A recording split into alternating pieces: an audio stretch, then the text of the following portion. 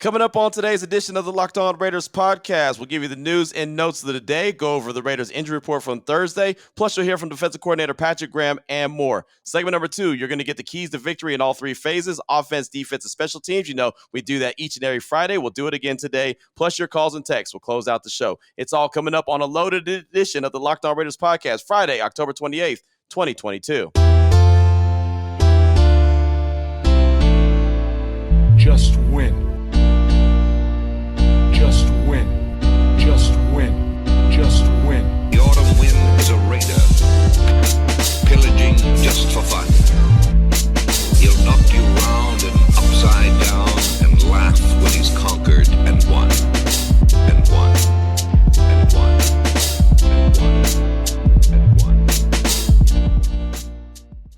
And welcome in, Raider Nation, to another edition of the Locked On Raiders podcast. Thank you so much for making the show your first listen each and every day. Remember, you can find the show free and available on all platforms. And Raider Nation, when I say all platforms, I really mean all platforms. The Locked On Raiders podcast is now on YouTube. And I know, don't stop the presses. This is a long time coming. It's been something we've been working on for a very long time. A lot of folks have been asking for it, requesting it. Q, when are you going to get on YouTube like the rest of the Locked On guys? I'm working on it. I'm working on it. Well, work's paid off. Finally up on YouTube, so you can check out the Locked On Raider podcast. You can check it out in audio form, or you can check it out on YouTube. Got a shout out to my guy Ari, who's making things go in the background, making sure that we are up on YouTube. So definitely shout out to my man Ari, who's making everything go. Today's episode of the Locked On Raiders podcast is brought to you by SimpliSafe Home Security with Fast Protect technology, exclusively from SimpliSafe. 24/7 monitoring agents capture evidence to accurately verify a threat. For faster police response, there's no safe like SimpliSafe. Visit simplisafe.com/lockedonnfl to learn more. And that's simply SIMPLI safe.com. I'll tell you a lot more about them later on in the show. But right now, want to get into the injury report from Thursday. There was a lot of guys that were out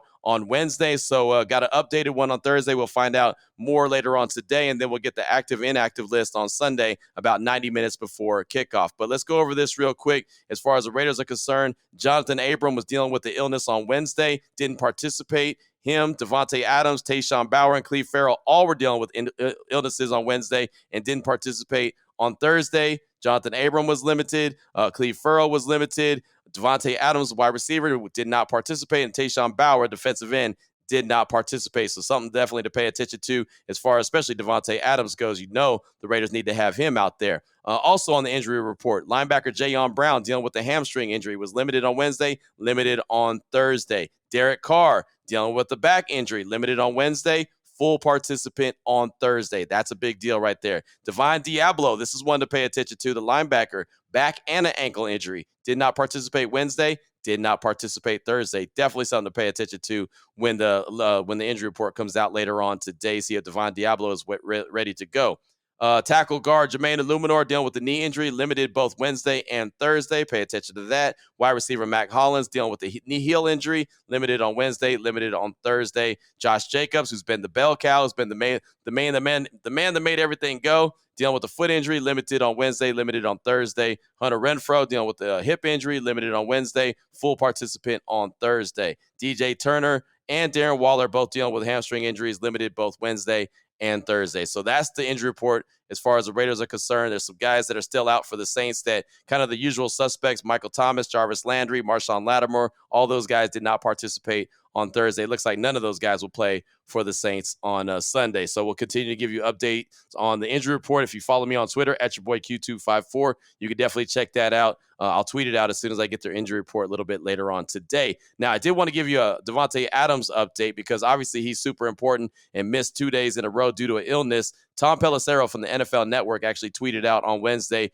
Raiders wide receiver Davante Adams missed practice for a second straight day while battling what sources describe as a bad flu. There's optimism he'll be over it and ready to go Sunday versus Saints. So again, something to pay attention to because we all know how valuable Davante Adams is. Also, as far as the trade block goes, because the trade deadline comes up November 1st, so the Raiders could go out and make some moves, or like they've already traded Jonathan Hankins, maybe there's a player currently on the Raiders roster that could be made available. Jordan Schultz from The Score does a really good job. He's been around for a very long time from Yahoo and does a lot of NBA stuff, a lot of NFL stuff, really good insider. He tweeted out on Wednesday, Raiders safety Jonathan Abram is a trade candidate who at least three teams have called on. sources tell the score. Abram, a 2019 first-round pick, is still just 26 years old, recorded a career high with 116 tackles and 5 tackles for loss last season. So apparently there's some interest in Jonathan Abram. That doesn't mean that the Raiders have to, follow up with that interest and say, yeah, we're going to trade him. If the right deal comes, I can see it happening. Of course, the Raiders didn't pick up his 5th-year option, so that wouldn't be a real big surprise if they were to trade him. But right now, I think he's playing a pretty good role with that 3-safety look with Deron Harmon, Trayvon Merrick, and him out there. And, of course, him playing closer to the line of scrimmage. And I really think he's going to be important for this game, especially when you look at Taysom Hill and what he brings to the table. So we'll talk more about that coming up in segment number 2. But according to Jordan Schultz, a couple teams have called the Raiders and asked about Jonathan Abram. Now, wanted to get into some sounds from defensive coordinator Patrick Graham. He met with the media on Tuesday at the Intermountain Healthcare Performance Center, Raiders HQ. Just had a couple sound bites that I wanted you to hear, and this is just about the Saints, since that's what we're talking about, right? It's all about the Saints now. Turn the page on the Texans. It's all about New Orleans. So the first sound bite from Patrick Graham is on Taysom Hill, a guy that I think is going to be a big factor in this game, or could potentially be a big factor for the Saints in this game. So the first one is on Taysom Hill. How difficult is it to defend him when he could do anything from anywhere? So that adds a level of difficulty. Absolutely. He's one of those like, where's Waldo guys. That's what, like, you go each week, there's somebody like that usually on each team. So you got to have an understanding, okay, there he is, he's on the field. And then you got to be able to execute from there. Like, we got the idea, he's on the field, we know where he's at, and then from there, can we execute the plan? So that's all. There's usually somebody like that on the field for each team, and he's definitely one of the guys for this team. Along with, they got a few other guys that you got to make sure, you got to know where Kamara is, you got to know where a lot of these guys are. They're really skilled on offense. So there you go, Patrick Graham right there talking about Taysom Hill and what he brings to the table. And again, that guy is not a quarterback in my opinion. He's a gadget guy, but man, he could do anything. He could be a wide receiver. He could be a running back. He could be a wildcat type quarterback. He does special teams. The guy is just a weapon. And, he could be a guy that makes the Raiders defense really struggle, right? If you got to try to find him every time he's on the field, what is he going to do? Is he going to throw the ball? Is he going to run the ball? Is he catching the ball? Is he doing all three? I mean, you know what I mean? Like, you just don't know what he's going to bring to the table. So they really have to key in on him, and that's going to be difficult. Another challenge, and Patrick Graham, the defensive coordinator, loves the challenges. He tells us all the time he loves those challenges, but it's going to be a big-time challenge he's going to have on Sunday versus Taysom Hill and the Saints. Well, the other weapon that they have in the backfield, Alvin Kamara. So here's Patrick Graham on what makes him so difficult to defend. The fact that, like, his balance on contact, this guy breaks a lot of tackles and doesn't go down easily. That's a big part of his game, in my opinion. It has been since I've been watching him. I think, where was he at? Tennessee, I believe. And then, when he got in the league. So, you try to tackle him. He has a pretty good balance. He can bounce off tackles. Obviously, the speed jumps off the tape. And then the fact that they're able to use him in both the run and pass game. When you start drawing up a back, if you're doing like Madden or whatever, and you're trying to I haven't played Madden in so long, but but if you're trying to get it together in Madden, I'm sure that's what you would want with your running back, and it causes issues. He could be in the backfield, he could be out wide. They could put him anywhere. They put him at wildcat quarterback. They could do anything. So you got to prepare for that stuff. There's defensive coordinator Patrick Graham right there talking about how difficult it is to defend Alvin Kamara, what he brings to the table. And he's very similar to Taysom Hill. He's just a little bit more athletic, right? He's just an absolute stud when it comes to running the ball, catching the ball in the backfield. I mean, he could do just about anything. So another guy that the Raiders are going to have to pay attention to. And Taysom Hill, Alvin Kamara, Mark Ingram, those guys are really leading the charge when it comes to the rushing attack for the Saints. And they are a really good rushing team. Again, we'll talk about that more coming up in segment number 2. Final soundbite from defensive coordinator Patrick Graham is just about how difficult it is to prepare for a team when you don't know who the quarterback is. And this is why I want to play this soundbite. Not because we don't know what quarterback's going to be under center on Sunday. Dennis Allen announced it as Andy Dalton, but he did that on Wednesday. I was really surprised by that. And the reason I was surprised is because I would think you'd want the opposing team to have to prepare for all three quarterbacks, Taysom Hill, Jameis Winston, and Andy Dalton, knowing that it'd either be Andy Dalton or Jameis Winston. But he announced it on Wednesday that it was going to be Dalton, so I was surprised by that. So here's Patrick Graham on Tuesday just talking about how difficult it is to prepare for all three quarterbacks, which is kind of more evidence to what I have to say about Why would he announce that? Each week is difficult just in general, just preparing. But, we always have to take into account the backup quarterbacks when we go through the process. So, we allocate a certain amount of time for who we think is going to be the starter. Then we allocate a certain amount of time for the backup because, in the blink of a moment, second play, Derek was down for one play. You never know what's going to happen. That's just the game when you're dealing with a collision sport like this. So, again, every week is difficult. We're always preparing for whoever's on the roster. So, does it add to a certain level of difficulty? Maybe, but that's how we prepare. So there you go, right there. I think that Dennis Allen did the Raiders a favor by announcing Andy Dalton was going to be the guy. He's made the offense go the last handful of games for the Saints, last 4 or 5 games. And I know he turned the ball over a lot the last time he was out, that Thursday night football game against the Cardinals. But for the most part, man, he's a hell of a player, right? And I mean, he can get it done. And what I mean by that, he's not a hell of a quarterback where he's just dynamic, but he's a veteran and he knows how to get it done. He knows that what he's got to do is protect the ball. And that's what he does. And again, last week when he played on Thursday night against the Cardinals, he turned the ball over a bunch, but that's uncharacteristic of what Andy Dalton has been for the Saints. So not a surprise that he's starting. I was just surprised that Dennis Allen announced it so early in the week. So that's all I got for you for segment number 1 of today's Locked On Raiders podcast, kind of news and notes of the day. Coming up in segment number 2, going to talk about the keys to victory. What is it going to take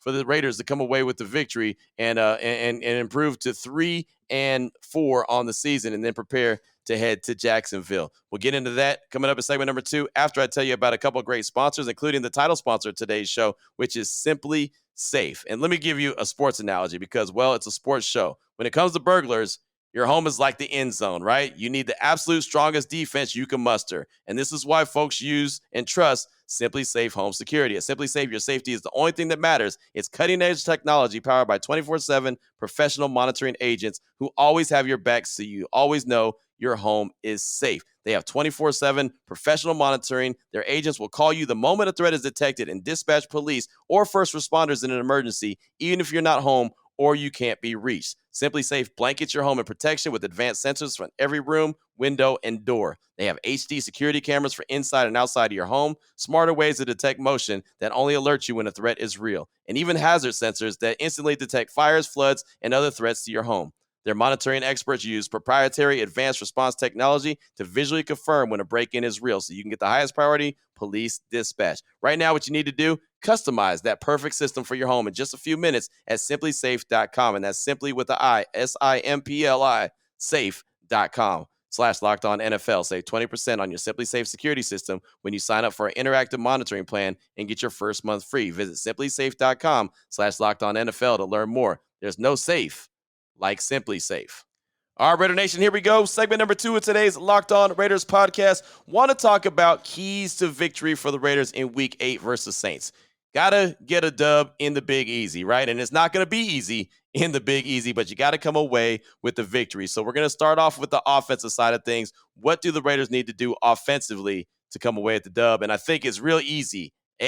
Run Josh Jacobs. I think that's the obvious answer, right? The guy has been a monster all season long. I know the last 3 games he's been great, but really all season long, every time he's had the opportunity to touch the ball, he's done some really good things with it. It's just the Raiders weren't giving him the ball early in the season. They didn't really start feeding him the ball till later, till the Denver Bronco game, right? When he had a monster game at Allegiant Stadium, led them to a victory. Damn near led them to a victory against the Kansas City Chiefs on Monday night. And then you saw what he did at Allegiant Stadium last week against the Houston Texans, went off again. Not saying Josh Jacobs is going to go for $150 every game. I mean, that's something that's unrealistic. But, man, if you feed him the rock and continue to feed him the rock, good things are going to happen off of that. That's the biggest thing. The Raiders are averaging about 128 yards per game on the ground. And the Saints, they're similar to the Texans. They're not good at stopping the run. Even though they got some big uglies up front, that defensive line, I say that respectfully, that Saints defensive line is a good defensive line, right? They're usually a lot better than they have been. I know their whole defense has been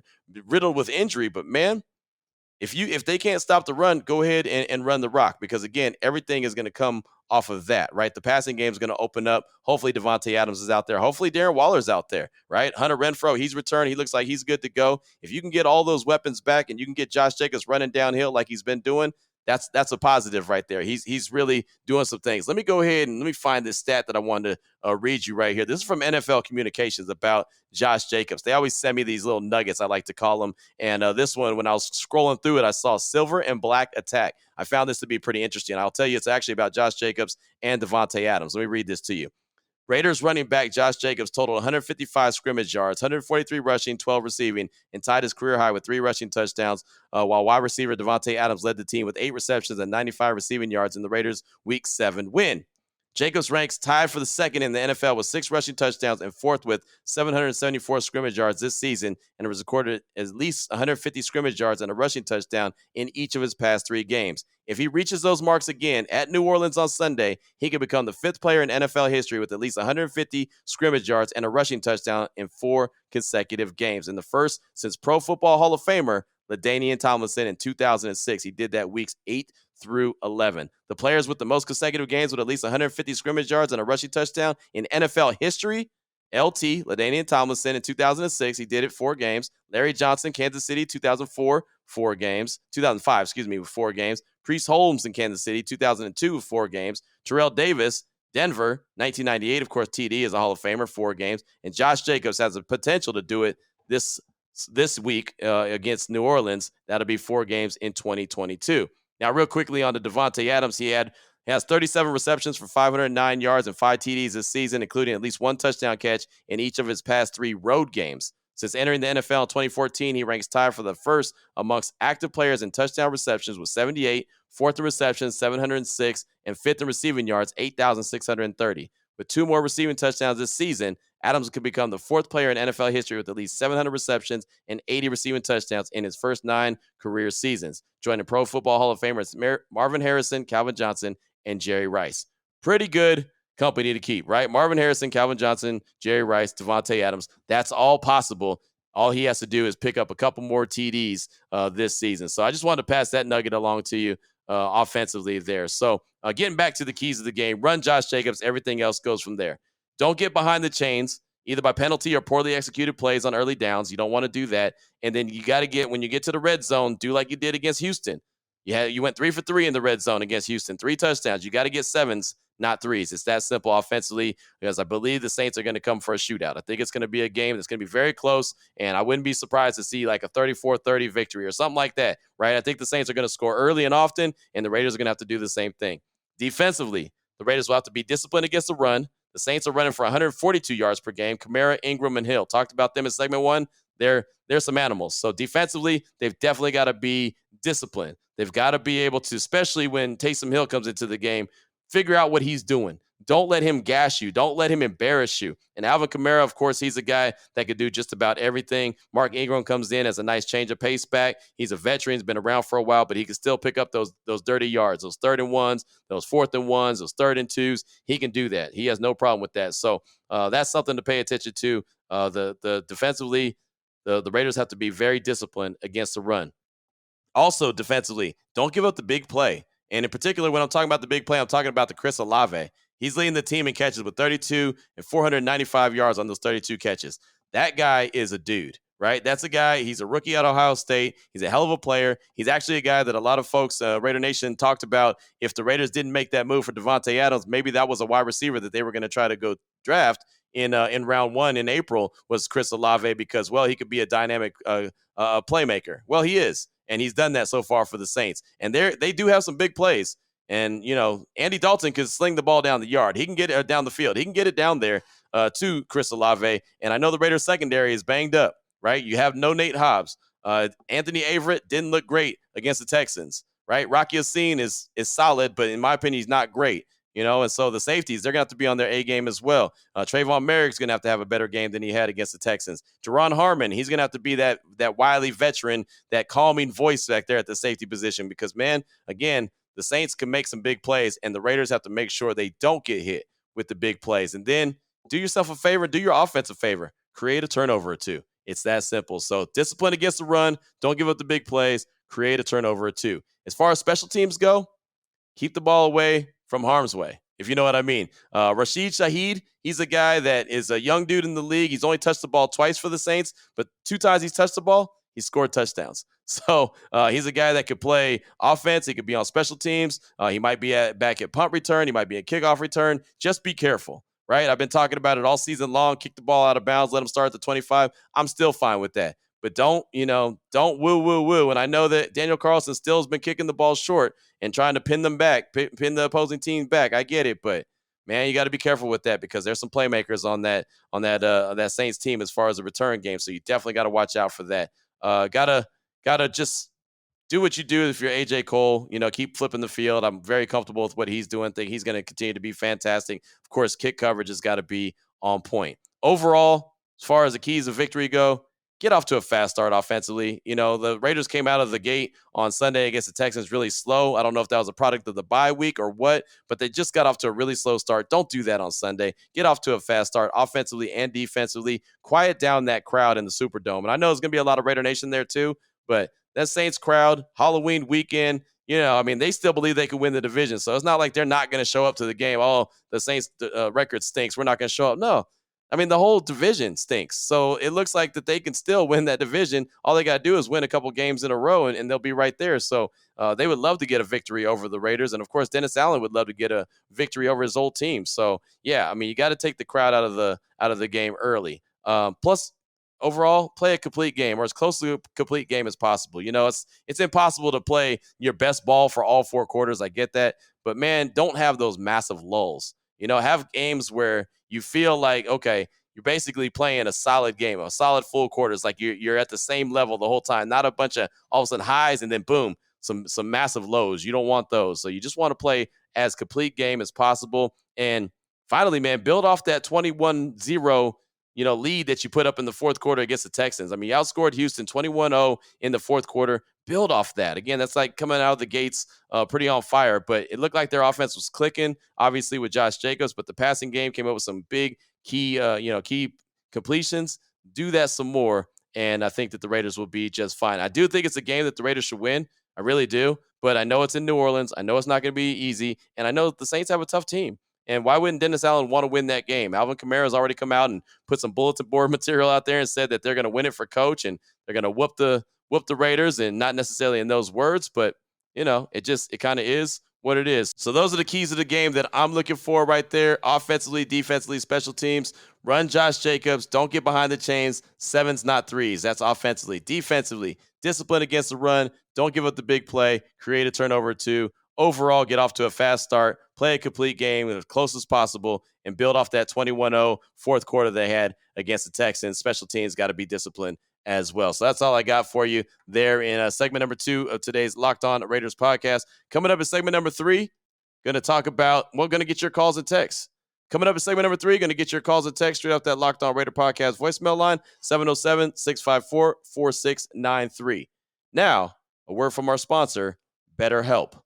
Sometimes when you're going through challenges in life, it's very difficult to focus on overcoming the challenge. A lot of times we get caught up in a rut and we can't help ourselves, and we get caught in whatever the challenge is. And like I said, not getting over the challenge. It's very difficult to be able to, clear your mind and realize that, okay, I can solve this problem, or I can work on getting this problem solved. And so sometimes you need someone that could be in your corner or have your back, or you could talk to. And that's where a therapist can come into play. They can help you become a better problem solver, making it easier to accomplish your goals, no matter how big or how small. There's all kind of issues that each and every one of us face each and every day. And some of us handle it better than others, right? And some of us don't have people to talk to. And even if sometimes if you do have someone to talk to, maybe they're not the ones that you need to talk to that can talk to you with an open and honest mind, and or listen to you in your open and honest mind, and just give you the right feedback. So again, that's when someone who's not emotionally attached to you could come into play. Again, a therapist.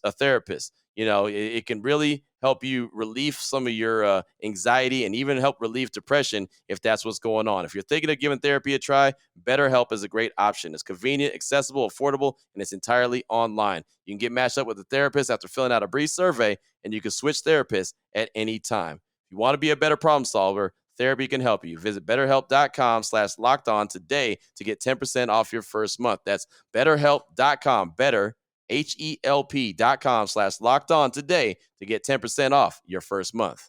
Here we go, Raider Nation. Segment number 3 of today's Locked On Raiders podcast. Calls and text straight off that Locked On Raider podcast voicemail line, 707-654-4693. Let's start things off with Cy Reezy calling out the Bay. He's calling to talk about the running back position and what the league has done to that position and speak on some stuff he heard from Michael Giannitti from Spotrac.com. Here he is, Cy Reezy in the Bay. What up, Q? Raider Nation. It's your boy, Cy Reezy from the Bay. It's been a minute. But first things first, got to shout you out, Q, for doing what you do and keeping the content fresh and keeping it coming. Excited about the latest Raiders win. Felt like forever, but, glad to see it coming. And honestly, it feels like a breath of fresh air. But calling today to comment on some of the things you talked about on the show when you had the guy from Spotrac on talking about Josh Jacobs. But I think first things first, before I even jump into it, I got to put the disclaimer out that personally, I hate what's happened to the running back position in the NFL, how it's just been sort of devalued. As a guy that grew up, idolizing running backs and, even played running back for a little bit and, looked up to these guys as the stars of a lot of these teams, it's sad to see, the NFL turn the position into like a throwaway, where guys are coming out, putting their best years on the field and on their rookie contracts and then, just getting, tossed out in favor, of a new draftee. And maybe some of them get paid, but I think that has to change because otherwise you're just not going to see the best athletes, want to be running backs moving forward. So that aside, though, when it comes to Josh Jacobs, I think one of the things that your guest on the show said is that, the Raiders had drafted his replacement in Zeus. And I've heard that said a lot of times, and that's one thing I just kind of have to disagree with because that might have been the plan, but Zeus is clearly not a suitable replacement for Josh Jacobs, at least not at this point. It's a night and day difference. I mean, they already come out the box with different skill sets. Zeus is, he's got some power. He can maybe put one move on a guy, run him over, and then, get out in the open field, and he's got some speed to maybe get away, but he cannot do what Jacobs is doing right now. Jacobs is an elite level running back right now, top 3 in the NFL, where Zeus can't even get on the field. Jacobs just has that unique combination of like really good vision. He knows how to set up his blocks. He's patient. He's got explosiveness and that short area quickness. The agility to like shake a dude, power to run him over, and then the burst to get through the hole. He really is a complete back, and he reminds me a lot of like what Le'Veon Bell was in his prime. So I think he's a guy that you got to stick with. Now, that said, I do think if they're going to replace him, they got to go back to the draft. I believe Dameon Pierce would have been the guy to replace Josh Jacobs, and he was probably the closest comp. And if he had still been available, I think the Raiders might have taken him. So if that's the plan, they got to find another guy like Dameon Pierce because I don't think Zeus is it. Either that or pay the man. Thank you so much for that call, my man. Definitely appreciate you. And I do believe, like you said, that Zeus probably was the replacement plan for Jacobs. But I feel like he, being Jacobs, has made them think twice. I'm not sure what this regime is going to do, but my gut feeling tells me they won't spend big money on him. But that's just my gut feeling. Then the question is, are they going to run the hell out of him this year and then say, thanks, but, no thanks, and then go ahead and let him try to sign a big free agent deal? And I always go back to when I was in Central Texas, and I remember watching the Cowboys do that to DeMarco Murray. They just ran him. And then when the end of the year came up, they said, all right, go ahead and go get a free agent deal. And he did. He went and got big money from the Eagles. It didn't work out in Philly with him, so they traded him to the Titans. And DeMarco Murray's career was pretty much over after they ran the hell out of him. I don't know if this regime plans on doing that or not. I mean, unfortunately, it's just kind of what, like you mentioned, the position of running back is now. It's just a rough deal. So we'll see what happens. But right now, Josh Jacobs is doing everything for the Raiders, and it's nice to see. So thank you so much for that call, my man. I do appreciate you. It's good to hear from you. Next up, I got a text from Raider Tone from the 661. He says, Raider Tone from the 661 with a bit of a worry reaction after seeing Robert Quinn go to the Eagles for just one late-round pick. I'm worried that Raiders GM and company think we have enough on defense. I'd like to see either a trade for someone to help with the quarterback sacks if we're not going to fix the quarterback room. We need quarterback room we need a tightly covered corner that will help the pass rush get home late. Teams like the Eagles and 49ers are pulling triggers with less cornerstone pieces than us and the same amount of talent. Raider Tone from the 661, and basically summing that up. Yeah, Robert Quinn went for a 4th-round pick. He's a heck of a edge rusher. I kind of looked at him as a guy that I thought that the Raiders might think about, but he came with a high salary, about $12 million. But then when it all came out, it realized that, that the Bears are actually still picking up a lot of his salaries. So really, I mean, man, the Eagles got away with Robert Quinn, who hasn't had a great season. He had 18 and a half sacks last year. Hasn't had that, not nearly that. I think he has 1 sack so far this year. But, man, I mean, you add that guy to the Eagles, and all he has to do is just pin his ears back and get after the quarterback. I think that's a good position for him. So we'll see what happens. The Raiders have till November 1st to make a move if they do, in fact, choose to. I keep looking at Daron Payne from Washington and hope they make a move for him. But if they make a move for him, I immediately want them to sign him to a contract extension because he is in the last year of his deal. But thank you so much for that text, my man. I do appreciate you. Next up, got a call from Raider Al in Georgia. He's calling to talk about the Houston game, the Saints game, and the fact that he's about to board the plane to New Orleans. Plus, he's got to shout out the OGs of the podcast. Here he is, Raider Al in Georgia. Q-Pop. What up, young bro? Raider Al from Georgia. I am sitting here dressing up in my favorite colors, which is silver and black, getting ready to board the plane to New Orleans, baby. Let's go Raiders. Hey, Q. That Houston game, I don't know if anybody brought this up, was a must-win.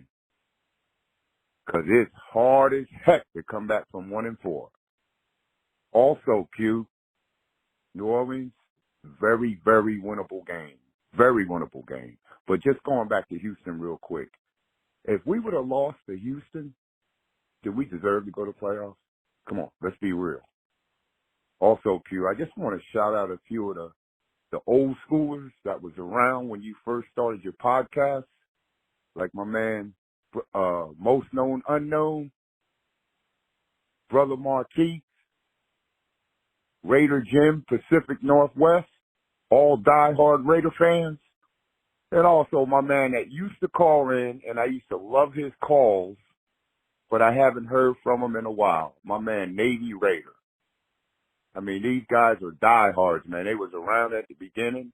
I mean, I appreciate all you guys, but my old schoolers, always got to shout them out. Raider out. There he goes, Raider Al in Georgia. Thank you for the call, my man. And yes, the Raiders had to beat the Texans to give themselves a chance, and it was dicey at one point. I mean, early in the fourth quarter, they were losing, but they found a way to get it done. You know, they went on that 21-0 run in the fourth quarter and picked up the victory. So now they have an opportunity. They go to New Orleans and see what they can do, try to get the best out of them and try to get that dub, right? And if they get that dub in New Orleans, head to Jacksonville. So we'll see, but I'm glad you're going to the game. Hopefully you have a lot of fun. And, yeah, definitely shout out the OGs, man. There's way too many to name. I don't really have enough time to name everybody, but, man, I do appreciate everyone's been rocking with me since 2017 when I first started. So thank you so much. I do appreciate you. Just got a couple more real quick. A text from Keegan in Vancouver, Washington.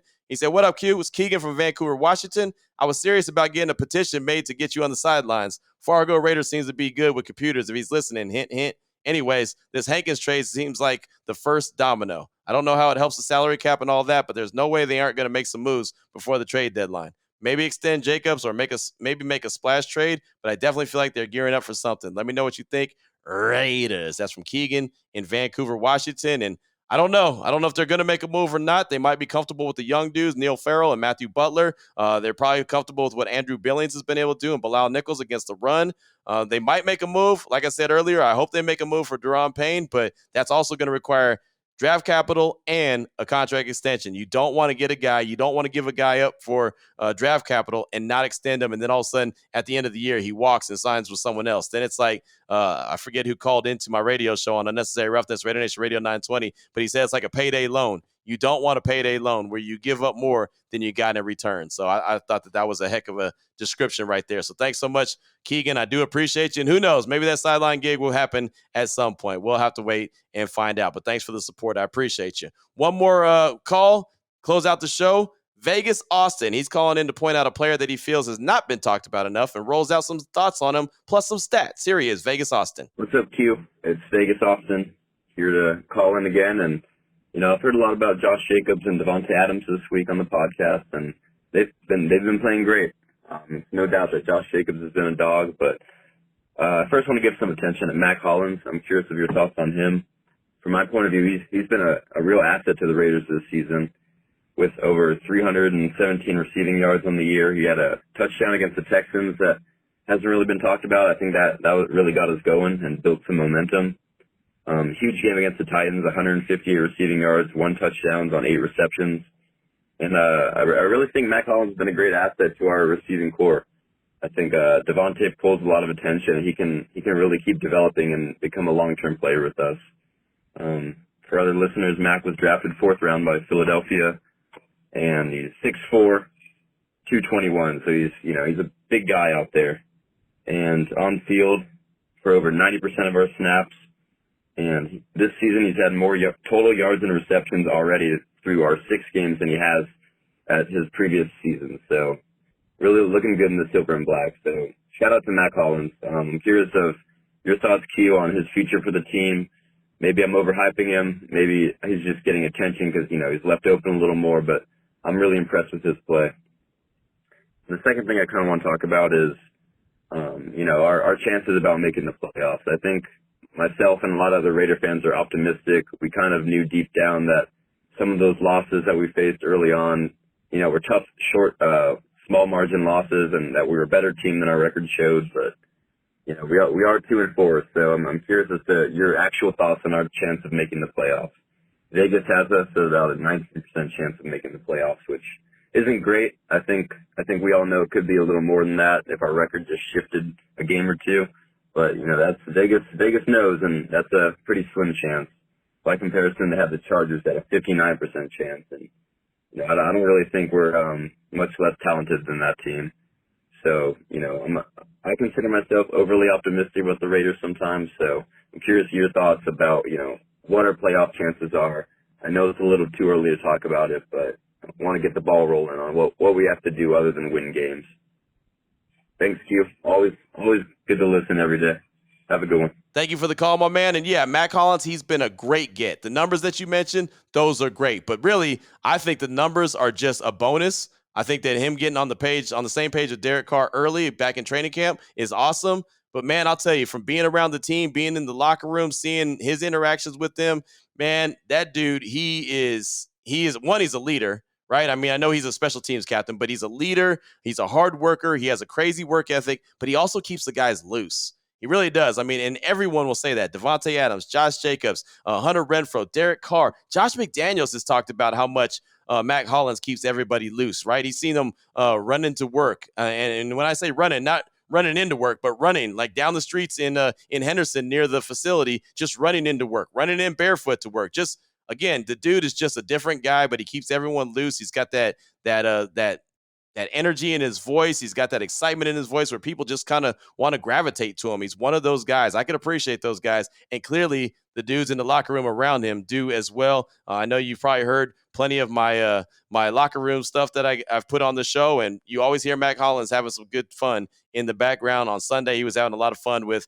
Hunter Renfrow and Devontae Adams talking about feet fetishes and stuff like that because he has a shirt that says "Free the Feet," and he's just one of those guys. But yeah, Mack Hollins, I don't know what's going to happen after the season, but I'll tell you what, this year he has been a breath of fresh air, no doubt about it, for the Silver and Black. So a great call right there. We'll see what happens with Mack Hollins and the rest of the team come Sunday. So thank you so much, Raider Nation. That's all I got time for on today's show. Hopefully on Sunday, it's an early kickoff. The Raiders come away with the victory over the Saints, and they will not be traveling back to Las Vegas. They're actually going to head to Jacksonville or somewhere, I think Sarasota, Florida, and they're going to go out there and train at the IMG Academy, and they're going to prepare and wait for the Jacksonville Jaguars to return from London, which, again, I think is a big deal that not enough people are talking about, but we'll be talking about it next week. So hopefully on Monday, we're talking about a victory for the Silver and Black, and they've improved their overall record to 3-4. Until then, Raider Nation, thanks so much for making the show your first listen each and every day. Remember, you can find the show free and available on all platforms, including on YouTube. And I know it's a little squirrely right now on YouTube with me. I'm getting used to this. I'm a radio dude. I'm not a TV guy.